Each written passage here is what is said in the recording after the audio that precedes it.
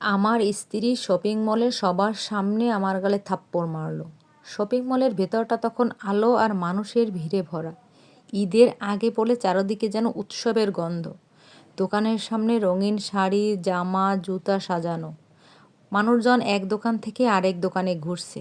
আমি আর আমার স্ত্রী নীলা ধীরে ধীরে হাঁটছিলাম। নীলার চোখে তখন একটা আলাদা উচ্ছ্বাস ছিল। অনেক দিন পর তাকে এভাবে খুশি দেখছিলাম। আমি জানতাম সে অনেক দিন ধরে নতুন একটা ড্রেস কিনতে চাইছে, খুব ভালো মানের একটা ড্রেস। একটা বড় দোকানের সামনে গিয়ে নীলা হঠাৎ থেমে গেল।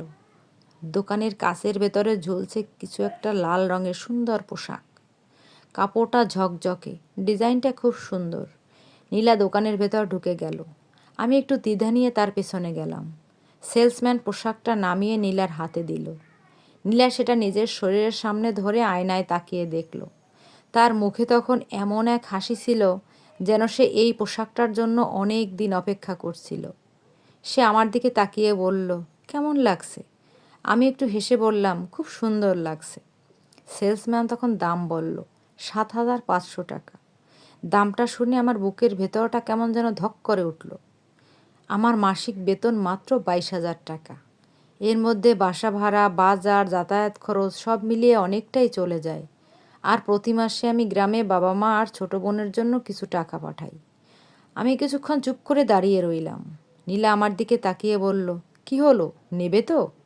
আমি ধীরে ধীরে বললাম, নীলা, একটু বাইরে আসো। দোকান থেকে বের হয়ে পাশে দাঁড়ালাম। আমি শান্ত গলায় বললাম, দেখো, পোশাকটা সত্যিই খুব সুন্দর, কিন্তু আমার বাজেটের মধ্যে না।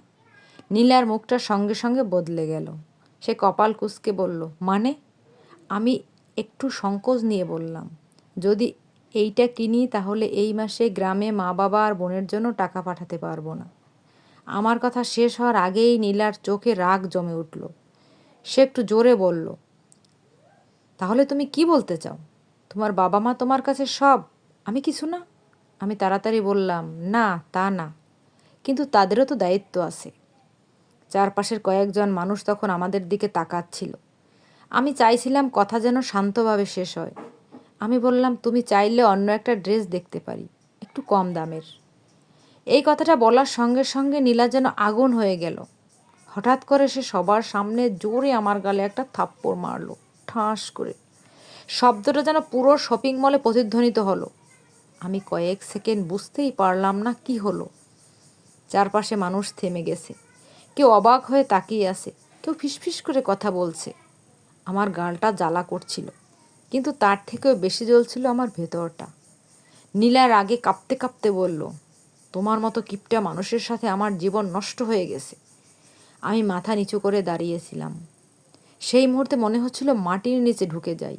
লজ্জায় আমার সত্যিই মরে যেতে ইচ্ছা করছিল।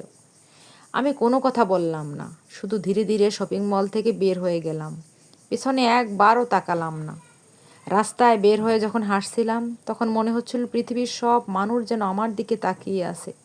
আমি ভাবছিলাম, আমি কি সত্যিই ভুল করেছি?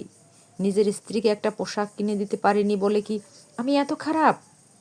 কিন্তু আবার মনে পড়ল গ্রামের বাড়ির কথা, আমার বৃদ্ধ বাবা, অসুস্থ মা আর কলেজে পড়া ছোট বোন। প্রতি মাসে আমি টাকা না পাঠালে তারা কিভাবে চলবে? রাস্তার পাশে দাঁড়িয়ে আমি গভীর শ্বাস নিলাম। মোবাইল বের করে সময় দেখলাম। নীলার কোনো ফোন বা মেসেজ নেই। সেই মুহূর্তে আমার মনে একটা অদ্ভুত ভয় ঢুকে গেল। আজকের এই থাপ্পড় কি শুধু একটা রাগের ঘটনা, নাকি এটাই আমাদের সংসার ভাঙনের শুরু? আমি তখনও জানতাম না সেই রাতেই এমন একটা ঘটনা ঘটবে যা আমার আর নীলার জীবনের সব কিছু বদলে দেবে।